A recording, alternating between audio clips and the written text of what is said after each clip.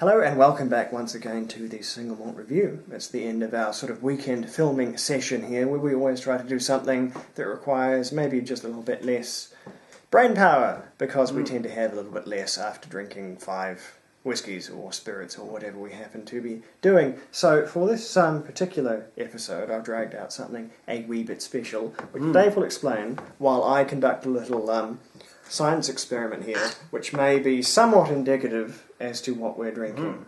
So, French company C. Ferrand. Among their labels are the Plantation range of independently bottled rums. Back in the distant past, probably 2 years ago, we looked at an 11-year-old Guyanan rum. Straight out of Guyana, it was a very rich, very pungent rum.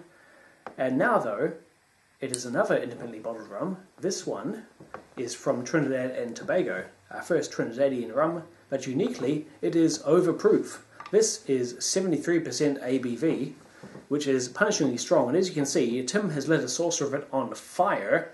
I'm going to move the bottle away because that's really quite warm.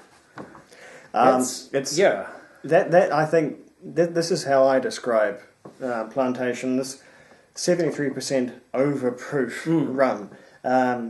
That's sort of the be-all and end-all, really. It is a fire hazard, a health hazard, and really a hazard to the hazard to the peace. We're one to drink enough of it, but it is, I think, actually a fairly solid rum along the way. So we're going to have a wee look at this here. Let's not open that perhaps till this fire has burned itself out. I am genuinely concerned for our health and welfare. That's really quite. That's actually. Tell you what. We'll pull them back here, and I think we'll be quite. Let's see if I can blow it out. Nope. No, it's resistant. Yes. It's dear. It's a real F1 racing pit crew rolling around on the ground. As we know, the whole proof standard for measuring spirits dates back to testing spirits for tax purposes by blending it with gunpowder and seeing how much spirit it takes before the gunpowder will ignite. It is proof in terms of how well it will explode. Yes, indeed. That's 50% for American spirits, obviously had better quality gunpowder, and 57% for British, who obviously hence why British and American proof are different. Although maybe British were just being a little bit more careful, not to besmirch British gunpowder. This one would clearly work with that would work with Chinese gunpowder. That would ignite just about anything. It would help it go off, I suspect. It's just about to go out and leaving some lovely caramel residue on my saucer. I think we're probably safe now. So, this is our second jaunt into the Plantation range of independently bottled rums. We got some flack last time for our lackluster pronunciation of the word Guyana and its various adjectival derivatives. This time, though, Trinidad and Tobago, hard to go wrong. It is Trinidadian. It smells lovely, actually. This is 73% ABV. That is strong enough. It's actually going to do damage to the throat with every sip. As a sort of an instinctual reaction, I just put water in mine. So you're going to have to take it for the team and try that at full strength and tell us what you think. That is an incredibly intense, rich vanilla essence and just pure syrupy caramel aroma. Golden syrup, if you're familiar with it, it may be very much a British Commonwealth thing, but it's a strong sugar syrup used for baking or to spread on toast. Golden syrup and in no small part treacle as well. Both sugarcane derivatives, funnily enough, are the dominant noses. But not nearly the kind of burn you would get off a Scotch or even a rum, a bourbon at this strength. Normally you smell a spirit with this level of alcohol and it's going to scour your sinuses clean.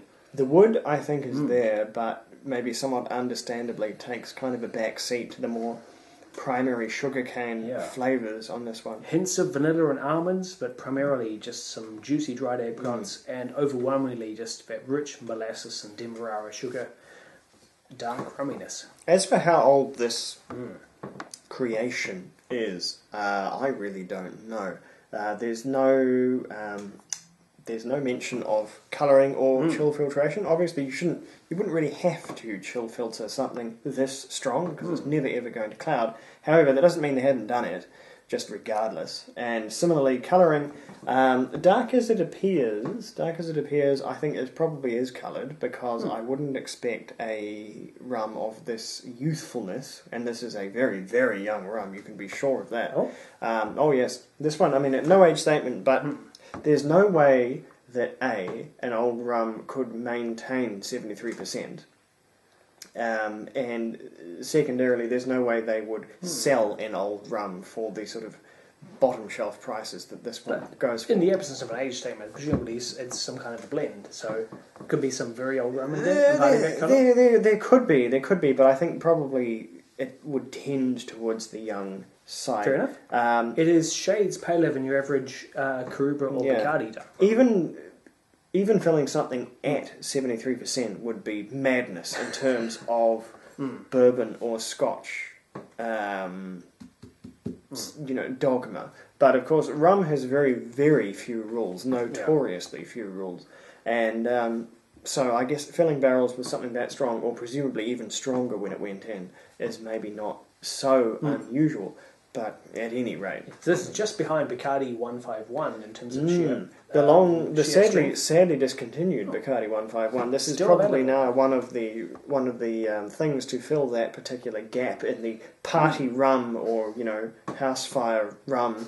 A bit of the spectrum there. This one's still going strong for the lack of Bacardi 151. It still smells lovely. It is very much hiding that strength on the nose. Ooh. But not hiding on the palate. It hurts all the way down. You'd have to call that Blimey. fairly punchy. I would. I'm not a doctor, but if I was, I'd recommend you put water in that right now. There is an intense, very clean, but very strong, syrupy molasses flavour from tongue to esophagus. I'm going to add a little more water to that. A little more still, even.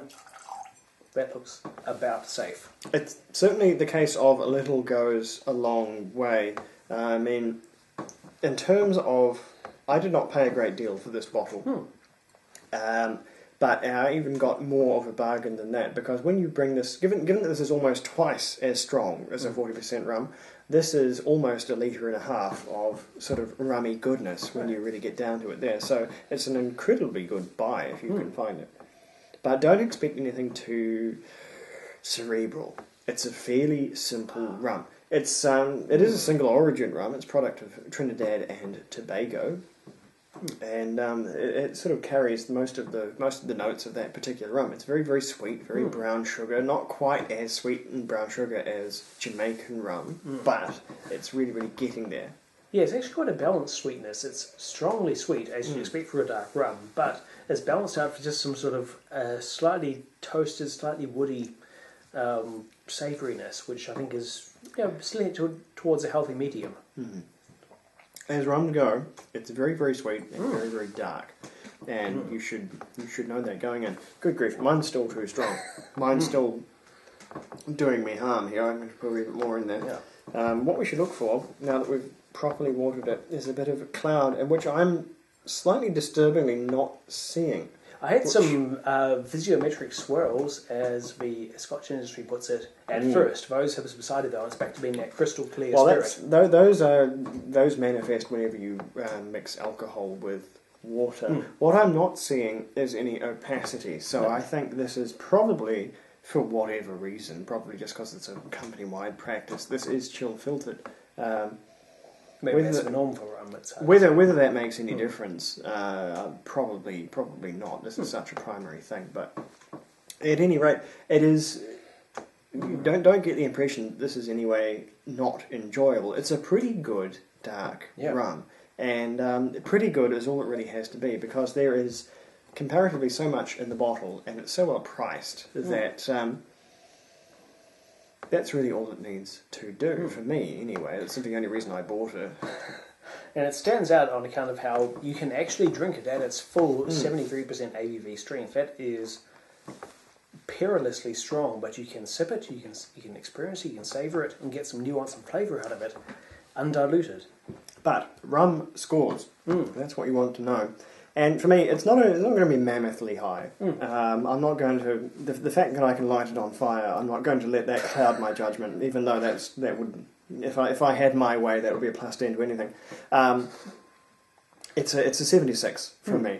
It's a sound rum. It is not a fine rum, but it was never going to be. It's not trying to be. It's a workhorse. What do you think? And for me, a 72. It's not got the exceptional qualities of a well-matured dark rum. It's not got the youthful, peppery vigour of a very fresh white rum. It's somewhere in between, on account of how it has no age statement. It's a good example of a single origin rum. It's neither too sweet nor too savoury. It sits in a healthy medium right in the middle. It stands out because of its astonishing bottle strength. So if you want to try a single origin rum and try a lot of it, then yeah, Plantation have got you covered. It will indeed get your party started, and other such slogans. It's a rum with more, and yeah, easily recommendable just by that fact. You could buy cheap rum and simply take up more space on your shelf, or you could buy this cheap rum and take up less. Oh, you're supporting a French independent bottler, supporting a Trinidadian independent distiller, presumably, and just doing a bit for the craft scene. But at any rate, that was the arguably not so serious review of Plantation's original dark 73% Overproof. Look for it in stores, I suppose. This has been the Single Malt Review. We will sign off now before we completely lose it, and but we'll be back next week with just a few more fresh takes from the world of spirits. Thank you. Slanja. Or whatever they say in the Caribbean. I won't even know, it'll get racist.